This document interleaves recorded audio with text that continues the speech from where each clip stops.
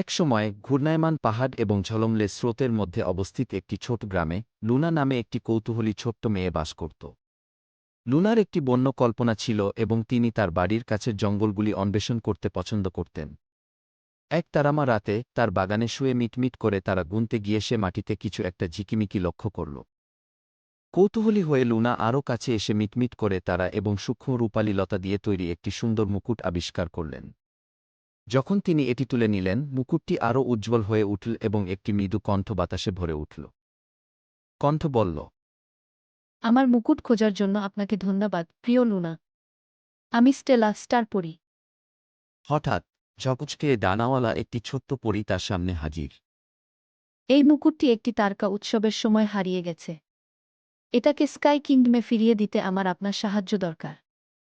উত্তেজনায় লুনার চোখ বড় হয়ে গেল। আমাকে কি করতে হবে?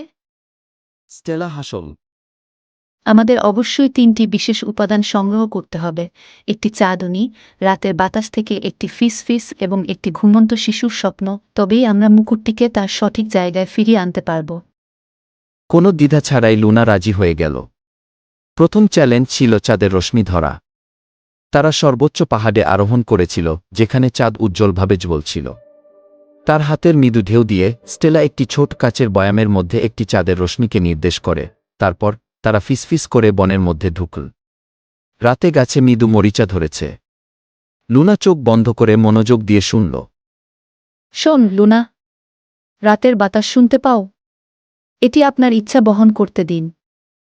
লুনা একটা গভীর নিঃশ্বাস নিল, এবং যখন সে বাতাসের কাছে তার ইচ্ছাটা ফিসফিস করে বলল, তখন সেটা তাদের চারপাশে ঘোরাফেরা করে, আর একটা জারে একটা নরম, সুরেলা ফিসফিস করে।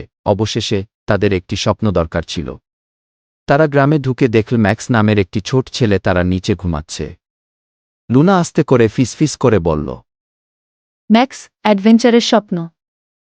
এক মুহূর্তে ম্যাক্সের মাথা থেকে ঝকঝকে ধুলোর একটি ঝিকিমিকি মেঘ ভেসে উঠল এবং তারা এটিকে তাদের শেষ জারে ধরে রাখল। 3টি উপাদান সংগ্রহ করে লুনা এবং স্টেলা পাহাড়ের চূড়ায় ফিরে আসেন। তারা মুকুটে চাঁদের আলো, ফিসফিস এবং স্বপ্নকে স্থাপন করেছিল। মুকুটটি উজ্জ্বল আলো জ্বলতে শুরু করার সাথে সাথে আকাশ রঙিন শুটিং তারায় ভরা। স্টেলা বলল, আপনাকে ধন্যবাদ, লুনা। আপনি স্কাই কিংডমের জাদু পুনরুদ্ধার করতে সাহায্য করেছেন। পুরস্কার হিসাবে স্টেলা লুনাকে একটি ইচ্ছা প্রদান করেছিল। লুনা এক মুহূর্ত চিন্তা করে বলল, আমি চাই আমার গ্রামের সবাই প্রতি রাতে মিষ্টি স্বপ্ন দেখুক। তার লাঠির ঢেউ দিয়ে স্টেলা সারা গ্রাম জুড়ে ঝকঝকে ধুলো ছড়িয়ে দিন।